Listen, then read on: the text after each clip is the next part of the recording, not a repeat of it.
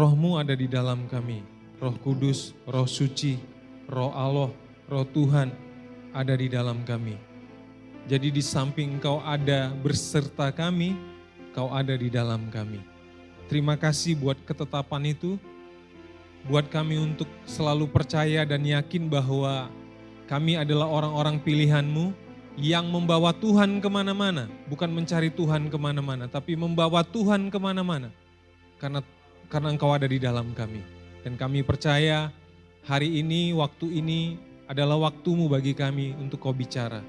Untuk Kau menyatakan isi hati-Mu. Terima kasih Tuhan, Roh-Mu ada di dalam kami, malaikat-Mu berjaga atas setiap kami, atas tempat ini, mengelilingi dengan pagar yang berapi sehingga tidak ada satu kebenaran firman-Mu yang sia-sia, firman-Mu tertanam di hati kami. Pakai aku hamba-Mu Tuhan, urapi, kuduskan dan sucikan. Dalam nama Tuhan Yesus Kristus kami siap mendengarkan kebenaran firman-Mu. Amin. Silakan duduk Bapak Ibu Saudara sekalian. Apa kabar? Ya, puji Tuhan luar biasa. Sekali lagi, terima kasih buat Bapak Gembala, Pak Pendeta dan Ibu, juga Tante yang sudah memberikan kesempatan untuk saya hari ini bisa ada di depan Bapak Ibu Saudara di mimbar ini untuk menyampaikan sesuatu. Bukan kuat dan gagah saya, tapi karena kasih karunia Tuhan. Terima kasih banyak juga buat jemaat Tuhan. Dan Bapak Ibu Saudara, saya ada di depan Bapak Ibu Saudara bukan untuk menggurui, saya percaya kita belajar bersama-sama. Dan saya pun diajar oleh apa yang saya sampaikan. Nah tadi pagi itu saya bangun jam 3 kemudian apa yang mau, saya udah siapkan sebetulnya tentang, karena ini hari-hari Pentakosta begitu, tapi tadi pagi tiba-tiba ada impresi di hati saya mau bagiin hal yang ini Bapak Ibu Saudara. Jadi fasten your seat belt, siapkan, kencangkan sabuk belnya, kita akan terbang bersama-sama. Amin. Nah, saya akan bagikan tentang sesuatu yang dasar sebenarnya. Mungkin ini mengingatkan kita kembali, tapi kalau belum pernah diingatkan tentang hal ini, mari kita buka hati kita bersama-sama. Nah, saya akan bagiin tentang apa motivasimu. Banyak motivasi datang ke tempat ini, motivasi jadi suami, motivasi jadi istri, motivasi jadi pelayan Tuhan, motivasi jadi umat Tuhan, motivasi jadi anak. Apa sih sebetulnya motivasimu, motivasi kita? Nah, menurut Kamus Besar Bahasa Indonesia, motivasi adalah dorongan yang timbul pada diri seseorang secara sadar atau tidak sadar. Dorongan yang timbul, baik sadar ataupun tidak sadar, untuk melakukan sesuatu tindakan dengan tujuan tertentu. Jadi motivasi itu melakukan sesuatu dengan sadar atau tidak sadar. Melakukan sesuatu dengan sadar atau tidak sadar, dengan tujuan tertentu. Tujuan tertentu siapa ya? Tujuan tertentu kita pastinya. Nah itu menurut Kamus Besar Bahasa Indonesia. Nah menurut Rick Warren, dalam bukunya Purpose Driven Life, itu buku yang sangat terkenal, best seller. Bapak Ibu Saudara bisa googling nanti, bisa kalau udah pernah baca, puji Tuhan. Nah, ada 5 hal pendorong yang umum dalam kehidupan manusia. 5 hal pendorong untuk melakukan sesuatu dengan tujuan tertentu, baik sadar atau tidak sadar. Yang pertama, banyak orang didorong oleh rasa bersalahnya. Karena rasa bersalah, kemudian dia lakukan sesuatu. Karena dia gagal dalam sebuah tim, kemudian dia berlatih. Karena dia rasa bersalah, kemudian dia lakukan sesuatu. Itu yang pertama. Kemudian yang kedua, banyak orang didorong oleh kebencian dan kemarahan. Marah miskin, kemudian lakukan sesuatu. Marah jelek, kemudian operasi plastik. Marah sendirian, kemudian pacari semua orang. Dasar-dasarnya. Yang ketiga, banyak orang didorong oleh rasa takut. Takut kekurangan, takut ditolak. Kemudian lakukan sesuatu. Selanjutnya, banyak orang didorong oleh materialisme. Karena kebutuhan, ingin kaya, ingin dianggap, ingin dilihat. Kemudian lakukan sesuatu. Yang terakhir, banyak orang didorong oleh kebutuhan akan pengakuan. Ingin diakui, kamu hebat, kamu dahsyat. Wah, enggak bukan saya kok, bukan saya. Itu Tuhan. Ya tetap lewat kamu, harusnya terima saja. Kalau dipuji terima saja. Oh enggak, jangan. Kalau kamu dipuji, kamu cantik ya. Iya dong. Saya, tapi untuk Tuhan. Nah, 5 hal pendorong ini menurut Rick Warren, penyebab-penyebab orang melakukan sesuatu. Nah karena itu kita mau belajar hari ini. Apa kata firman? Seorang yang gambar dirinya belum pulih, seringkali berusaha melakukan sesuatu dengan motivasi untuk pembuktian diri. Gambar diri yang belum pulih juga bencana buat orang untuk melakukan sesuatu. Gambar dirinya rusak, di keluarga nggak dihargai, nggak dianggap, di keluarga dibeda-bedakan. Kemudian pribadi ini keluar akan membuat kerusakan-kerusakan. Karena apa? Gambar dirinya belum pulih. Kemarin kita didatangi anak rohani kita, dia udah kerja di Jakarta, tadinya kuliah di Unsil, datang kemudian ngobrol. Tiba-tiba Roh Kudus ingatkan, kamu tuh gambar dirimu tuh ada yang salah. Karena dia begini, dia nggak berani minta sama Tuhan. Karena kata dia bilang begini, saya nggak berani minta sama Tuhan karena dia pikir begini, karena dia belum melakukan sesuatu untuk Tuhan. Jadi dia nggak berani minta. Itu kan gambar dirinya kan ada yang salah tuh. Terus saya bilang gini, Tuhan memberkati kamu bukan karena prestasi kamu. Tuhan memberkati kamu karena kamu anak. Amin. Tuhan memberkati kita bukan karena prestasi kita, bukan karena apa yang kita lakukan. Tuhan memberkati kita karena kita anak. Identitas kita anak, dia bapak. Saya bilang gitu sama dia. Dan saya mau bilang sama Bapak Ibu Saudara, Pak, Bu, Tuhan memberkati kita bukan karena apa yang kita lakukan. Tuhan memberkati kita karena kita anak. Amin. Masih ada yang susah menerima kata-kata itu. Loh iya dong. Siapa yang punya anak di sini? Punya anak kan? Ada enggak anak Bapak Ibu Saudara kemudian lakukan prestasi baru dikasih makan? Ngepel dulu baru makan. Nyuci dulu baru kasih minum. Enggak. Dia mau nyuci, dia mau ngepel, tetap dikasih makan, bener enggak? Tetap dikasih uang sekolah. Walaupun mungkin dimarahin dikit-dikit. Apalagi kalau ibunya rewel-rewel begitu kan. Kita diberkati karena kita anak. Saya bilang begitu sama anak rohani saya kemarin. Hari ini dia pulang ke Jakarta. Dan gambar diri yang salah itu penyebab orang melakukan motivasi untuk pembuktian diri. Nah, man sees your action, but God sees your motive. Kata Thomas A. Kempis, seorang hamba Tuhan. Bukan apa yang kita lakukan, tetapi mengapa kita melakukannya. Kenapa sih kita ke gereja? Kenapa sih kita memberikan persembahan? Kenapa sih kita pelayanan? Kenapa sih kita sekolah? Kenapa sih kita nikah? Apa motivasinya? Bukan apa yang kita lakukan, tapi mengapa kita melakukannya. Bilangi kanan kiri, bukan apa yang kita lakukan, tapi mengapa kita melakukannya. Mengapa kita melakukannya? Mengapa kita melakukannya? Menurut Paul G. Charam, dalam buku Kekristenan Sejati menulis, berapa banyak pekerjaan yang dimulai bagi Allah yang sebenarnya lahir dengan motif cemburu. Wah, ini kata seorang hamba Tuhan, bukan kata saya. Dilakukan karena motif cemburu. Enggak ada masalah sih, tapi coba kita baca selanjutnya. Tetapi ada salahnya bila seseorang ingin melakukan sesuatu bagi Allah. Tidak ada salahnya bila seseorang ingin melakukan sesuatu bagi Allah. Enggak salah. Keinginan untuk produktif dan berbuah-buah bagi Allah itu memang sudah ada sejak lahir. Namun, problemnya terletak di dalam motif-motif kita. Apakah kita rela membiarkan Allah memurnikan motif-motif kita itu? Maukah kita pagi ini Tuhan memurnikan motif-motif kita? Konsekuensi-konsekuensi yang serius terjadi ketika manusia berulang-ulang menolak apa yang sedang Allah kerjakan dalam hidup mereka untuk meluruskan motif-motif mereka.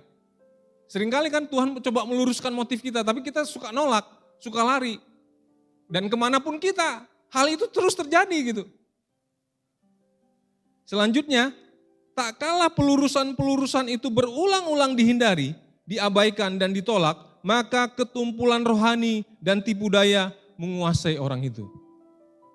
Ketika kita menolak Tuhan meluruskan motif-motif kita, maka konsekuensi rohani yang akan kita alami yaitu kita mengalami ketumpulan secara rohani. Hati nuraninya diam. Bukan mati juga, diam. Karena nggak dipakai. Hati nurani itu kan bagian dari roh. Conscience, itu kan hati nurani. Nah, Tuhan mau luruskan itu menurut Paul G. Charam. Selanjutnya, supaya itu sama dengan motivasi. Matius 6 ayat 1, 2, dan 5. Saya akan bacakan buat Bapak Ibu Saudara. Ingatlah, jangan kamu melakukan kewajiban agamamu di hadapan orang supaya dilihat mereka. Karena jika demikian, kamu tidak beroleh upah dari Bapakmu yang di sorga. Kita melakukan untuk dilihat orang, kita nggak dapat upah. Sebab upah kita ya dilihat orang itu. Menurut Matius 6 ini. Jadi apabila engkau memberi sedekah, janganlah engkau mencanangkan hal itu seperti yang dilakukan orang munafik di rumah-rumah ibadat dan di lorong-lorong supaya mereka dipuji orang. Aku berkata kepadamu, sesungguhnya mereka sudah mendapat upahnya. Dan apabila kamu berdoa, janganlah kamu berdoa seperti orang munafik. Mereka suka mengucapkan doanya dengan berdiri dalam rumah-rumah ibadat dan tikungan-tikungan jalan raya, supaya mereka dilihat orang. Aku berkata kepadamu, sesungguhnya mereka sudah mendapat upahnya. Rame di media sosial, beberapa waktu yang lalu, saudara kita muslim di trotoar, mereka lagi ibadah, ya kan? Wah, itu cibiran kadrun dan sebagainya. Tiba-tiba beberapa waktu kemudian kita dapat kiriman video KKR di mall, dilihat orang. Saya keren juga nih. Yang pasti bukan di Ciamis, bukan di Tasik apalagi. Itu langsung datang pasukan putih. Di Manado. Manado itu kan gereja, deket-deket tuh gereja semua. Saya punya teman di Manado. Di mall. Terus Roh Kudus bilang, keren gak? Keren. Di hati saya Roh Kudus bilang, ya apa bedanya dengan saudara kita yang kadrun itu tadi, yang sepupu kita yang ibadah di pinggir jalan. Dilihat orang, kan pengen dilihat orang. Halo? Cerna sendiri deh. Nanti menghakimi lagi. Nah, apakah karena dusta semata? Kisah Para Rasul 5 ayat 1 sampai 5. Ada seorang lain yang bernama Ananias.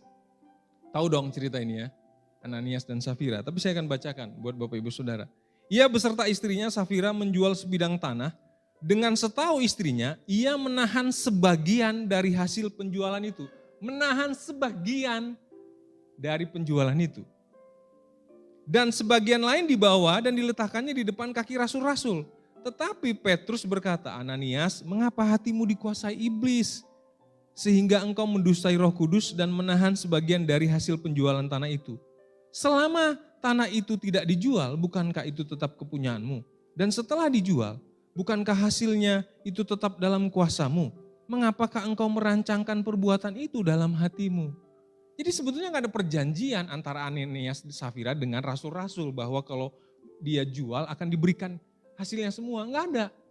Cuman waktu dia mau memberikan, motifnya lain. Dia tahan sebagian, diberikan sebagian. Motifnya lain. Padahal kalau dia bilang, sebagian saya simpan ya, sebagian saya kasih ke rasul-rasul. Dia bilang langsung, ini enggak. Makanya apakah karena dusta semata? Sepertinya enggak. Mungkin motifnya lain, punya motif yang lain. Gak tulus, gak ikhlas. Lanjut, engkau bukan mendustai manusia tetapi mendustai Allah. Ketika mendengar perkataan itu rebahlah Ananias dan putuslah nyawanya, maka sangatlah ketakutan orang yang mendengar hal itu.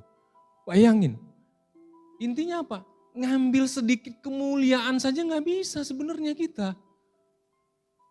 Ini setengah, sedikit aja enggak. Karena segenap hidup kita itu milik Tuhan.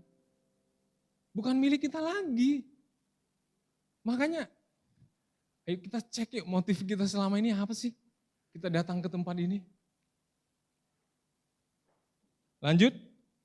Tidak cukup melakukan hal yang benar, tapi juga melakukannya dengan motivasi yang benar. Saya ulangi, enggak cukup melakukan sesuatu yang benar, tapi lakukanlah dengan cara yang benar.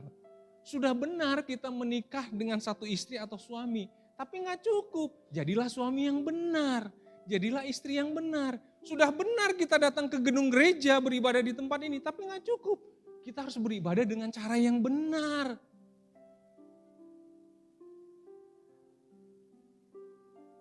Tidak cukup melakukan hal yang benar, tetapi kita juga harus melakukan dengan cara-cara yang benar.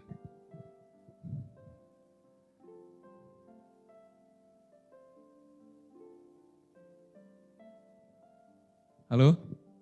Dengan cara-cara yang benar. Berat nih. Sederhana tapi berat dah pagi ini.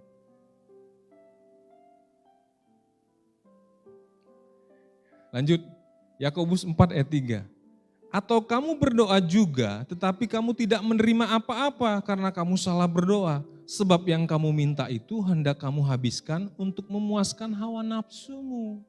Terjemahan yang lain, New Living Translation berkata begini, and even when you do ask, you don't get it because your whole motive is wrong.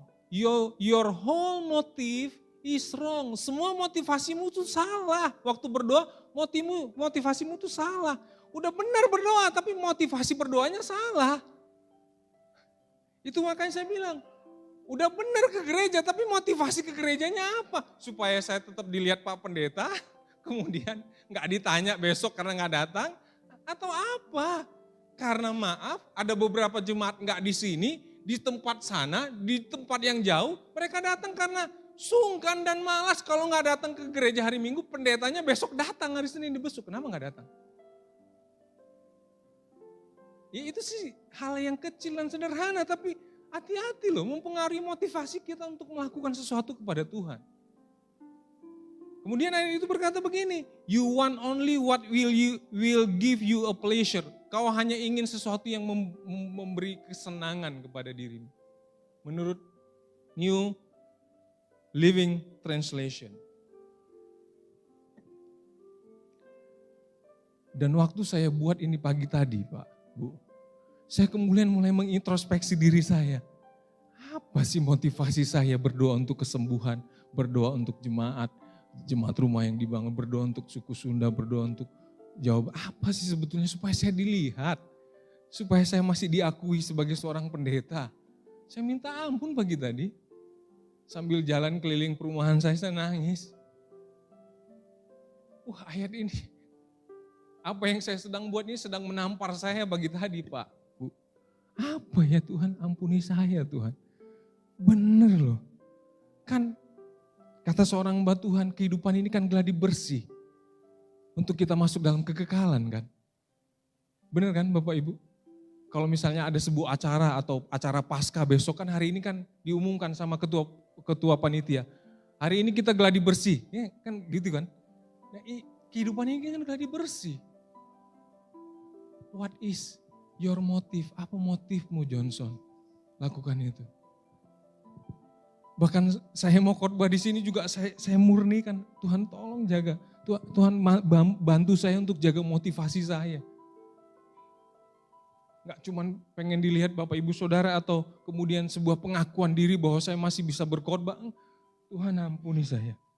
Sebab begini, banyak orang Kristen kecewa karena sudah merasa melakukan kebenaran tetapi belum mendapatkan upahnya. Benarkah?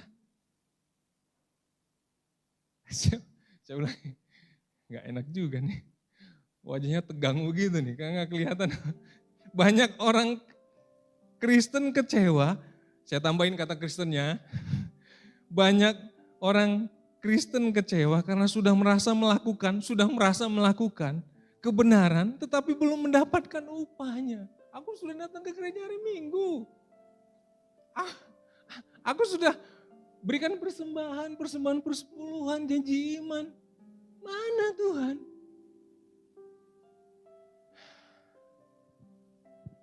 Apa sih motif kita memberikannya? Bahkan ada beberapa jemaat yang sedang gereja itu mau gak usah dikasih lagi. Orang udah besar kok udah kaya. Loh motifnya apa, ngasihnya apa sebenarnya? Kemudian kecewa ke hamba Tuhan, kecewa ke gereja, kecewa ke gedungnya, kecewa ke... Akhirnya gak datang ke gedung gereja.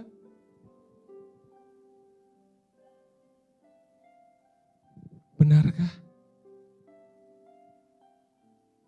Yeremia 17 ayat 9 sampai 10. Betapa liciknya hati.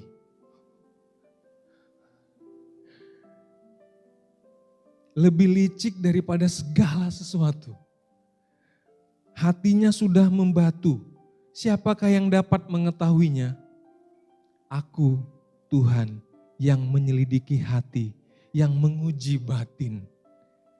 Untuk memberi balasan kepada setiap orang yang setimpal dengan tingkah langkahnya, setimpal dengan hasil perbuatannya. Terjemahan yang lain, but I know the Lord, search all hearts and examine secret motive, dan menguji rahasia-rahasia hatimu.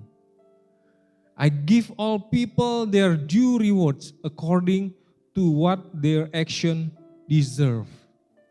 Secret motive. Manusia gak tahu Pak, Bu, tapi Tuhan tahu. Saya ulangi, pendeta mungkin gak tahu, tetapi Tuhan tahu. Bisa tepuk kanan kirinya, Tuhan tahu. Haleluya. Dia tahu.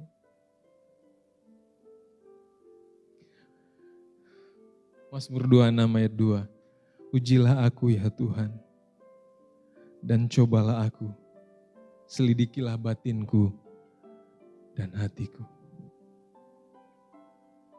Put me on trial, Lord, and cross-examine me. Test my motive and affection. Test my motive. Daud keren banget, dia berani bilang, test my motive. Ini ciri-ciri orang yang terbuka kepada siapapun, karena dia terbuka sama Tuhan. Kita sering terbuka sama orang, tapi gak berani terbuka sama Tuhan. Test my motive. Uji motivasiku Tuhan.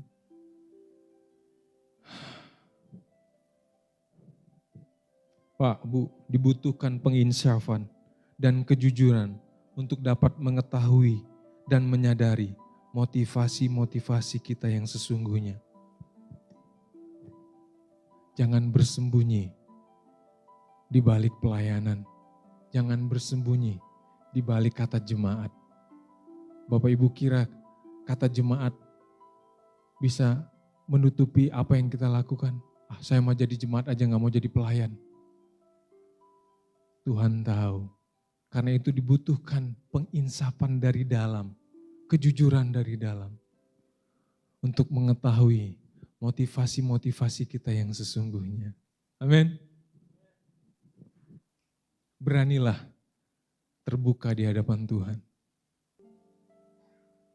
Walaupun kita gak berani terbuka mungkin sama pendeta, tapi beranilah terbuka pada Tuhan, yang nantinya akan kita berani terbuka kepada pendeta.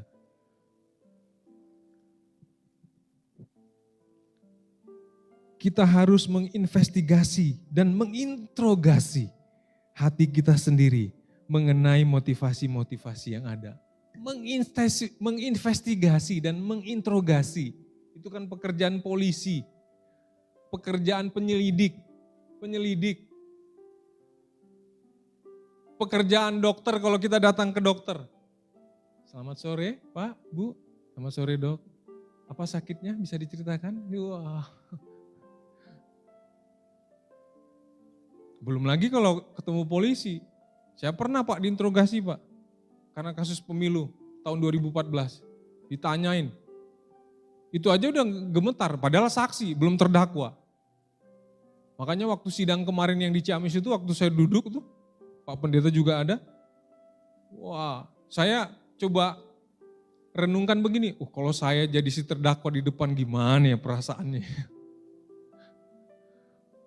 Kemarin saya pelayanan di lapas, sebelum ke lapas Ciamis di Tasik, ada seorang ibu, saya cerita tentang hati, kita belajar tentang hati, dia bilang begini, waktu pertama kali masuk Pak, tangan saya gemeteran, tensinya tinggi. Ya itu akumulasi ketertekanan kan. Nah bagaimana? Kita sering enggak menginterogasi diri kita, menginvestigasinya. Kita sering menginvestigasi orang pada, ya kan? Menginterogasi orang, itu dia, si eta, si itu. Makanya kan ada yang bilang, gajah di depan mata enggak kelihatan. Semut di seberang lautan kelihatan. Yuk kita belajar yuk menginvestigasi hati kita, menginterogasi hati kita. Johnson, apa motivasimu?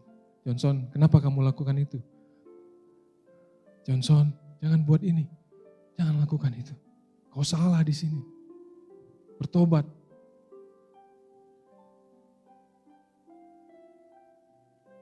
Biar di Pentakosta ini, kita benar-benar memaknai tinggalnya Roh Kudus di dalam kita. Bagaimana mungkin dia mau tinggal? Dan kita rasakan keaktifannya di dalam roh kita. Kalau masih banyak motif yang salah, kita nggak pernah menginterogasinya hati kita. Kita nggak pernah menginvestigasi hati kita seperti apa. Kita lebih terlatih menginvestigasi orang, menginvestigasi si dia, si itu, istri kita, anak kita, suami kita, pendeta kita, pemimpin sel kita. Waduh. Yuk kita bersama-sama menginterogasi, menginvestigasi motivasi-motivasi kita. Amin Bapak Ibu. Nah bagaimana supaya motivasi kita benar sesuai firman? Ada 2 Pak, setelah itu saya selesai. Gak lama, 5 menit lah. Yang pertama, lakukanlah atas dasar kasih. 1 Korintus 13 ayat 3. Dan sekalipun aku membagi-bagikan segala sesuatu yang ada padaku, bahkan menyerahkan tubuhku untuk dibakar, tetapi jika aku tidak mempunyai kasih, sedikit pun tidak ada faedahnya bagiku. Lakukanlah atas dasar kasih, bukan cuman cinta atau nafsu, bukan karena program atau jadwal, bukan karena status. Lakukanlah karena kasih. Di Yeremia pasal 21, Tuhan Yesus bertanya kepada Simon Petrus, Simon, apakah engkau mengasihiku? Simon bilang sambil sedih, ya Tuhan, aku mengasihimu, gembalakanlah domba-dombaku. Tetapi kemudian Tuhan bertanya kembali, Simon, apakah engkau mengasihiku? Mulai sedihlah hatinya Simon, ya Tuhan, aku mengasihimu, gembalakanlah domba-dombaku. Ketiga kali Tuhan bertanya lagi, Simon, apakah engkau mengasihiku? Sedihlah banget hatinya Simon Petrus. Kau tahu hatiku Tuhan. Waktu saya tahu ayat itu, saya pikir itu cuma dialog biasa antara Tuhan dengan muridnya. Tapi begitu saya pelajari, kata kasih di situ bukan cuma kasih filio, tapi agape. Katakan agape. Agape, kasih agape itu kasih tanpa syarat. Kata agape itu kasih yang tidak menuntut balik. Kata agape itu tulus. Simon, apakah engkau agape kepadaku? Simon bilang begini, ya Tuhan aku filio kepadamu. Gembalakanlah domba-dombaku. Terus Tuhan bertanya lagi, Simon, apakah engkau agape kepadaku? Aku filio kepadamu. Pertanyaan yang sama ditanyakan kepada kita yang duduk di tempat ini. Apakah engkau agape kepada Tuhan? Filio? Eros apa lagi? Kita datang kepada Tuhan karena kita mau memanfaatkan Tuhan. Tapi kita dimanfaatkan, kita marah. Kata kasih, lakukan atas dasar kasih Pak, Bu. Kasih agape. Sekalipun aku tidak mendapatkan apa-apa, aku kasih Sekalipun aku tidak dipuja-puji, aku kasih. Sekalipun aku nggak dianggap sama saudara-saudaraku, aku agape. Wah, itu dia tuh. Lakukanlah atas dasar kasih. Dan waktu kita lakukan atas dasar agape, gak cuman ringan langkah kita ke tempat ini. Gak cuman ringan kita jadi suami atau jadi istri atau jadi anak ke orang tua. Kita benar-benar bebas, merdeka melakukannya. Kenapa? Kita agape. Motif kita agape. Dan saya percaya waktu itu terjadi, Roh Kudus akan teraktivasi dahsyat dalam diri kita, dalam kehidupan kita. Akan teraktivasi dahsyat. Karena bejananya benar. Motifnya benar. Bapak Ibu akan dicari. Bukan oleh polisi karena punya masalah. Enggak. Akan dicari oleh orang banyak di luar sana. Aku lihat ada Tuhan di wajahmu. Aku rasakan ada sentuhan sorgawi di hidupmu. Agape. Dunia sedang menunggu itu Pak, Bu. Dan itu hanya milik orang percaya. Hanya milik orang percaya kepada Yesus Kristus Tuhan. Apakah kita agape kepada Dia? Yang kedua, lakukanlah seperti untuk Tuhan. Kolose 3 ayat 23 sampai 24. Apapun juga yang kamu perbuat, perbuatlah dengan segenap hatimu. Seperti untuk Tuhan dan bukan untuk pendeta. Dan bukan untuk gereja. Dan bukan untuk majelis. Seperti untuk Tuhan. Karena itu saya berani berkata, kita ada di tempat ini hanya karena Tuhan. Amin. Kita jadi suami karena Tuhan. Kita jadi istri untuk suami kita karena Tuhan. Dan saya percaya sorga itu ada di bumi Pak. Di mana? Di Anda. Buru-buru coba lihat kanan kirimu, itu sorga, bukan neraka, itu sorga. Oh haleluya, dia sorga ternyata. Amin. Ternyata saya sorga. Tuhan ada di dalam saya yang saya harus alirkan keluar. Roh Kudus ada di dalam saya yang harus saya aktivasi di Pentakosta ini. Dan dialirkan keluar. Lakukanlah seperti untuk Tuhan dengan segenap hatimu. Wow. Nanti mau memberikan persembahan, berikanlah persembahan dengan segenap hatimu, bukan dengan segenap uangmu. Bukan. Segenap hatimu. Nah hatimu waktu memberi bisa aja ukurannya banyak. Bisa aja ukurannya cukup dengan segenap hatimu. Tapi untuk Tuhan. Masa goceng?